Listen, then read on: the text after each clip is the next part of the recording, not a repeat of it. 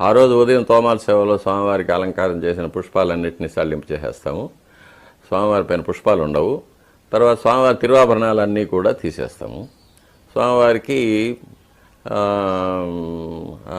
బంగారు శంఖచక్రాలు, బంగారు కటిహస్తం, వైకుంఠహస్తం, స్వర్ణ యజ్ఞోపవీతం ఇవి మాత్రం ఉంటాయి. తిరుక్కోలం ఉంటుంది. మామూలు పీతాంబరం పట్టు దోవతి కట్టుకుంటారు, పట్టు ఉత్తరీయం కట్టుకొని ఉంటారు. స్వామివారికి ముఖబింబంలో పచ్చకర్పూర నామం మామూలుగా మనం వేసేటప్పుడేమో ఈ కంటి కొలకలు కనిపించేటట్టు మాత్రం ఉంటుంది. కంటి అపాంగం అంటారు, దాన్ని అపాంగం అంటారు. అది కనిపించేటట్టు ముక్కు రంధ్రాలు బ్రీదింగ్ కోసం వదిలిపెట్టేటట్టు చేస్తాం అన్నమాట. గురువారం నాడు అది సగం సగం తీసివేసి స్వామివారి యొక్క నేత్ర కమలాలు కనిపించేటట్టుగా చేస్తాం. అది నేత్ర దర్శనం అంటారు.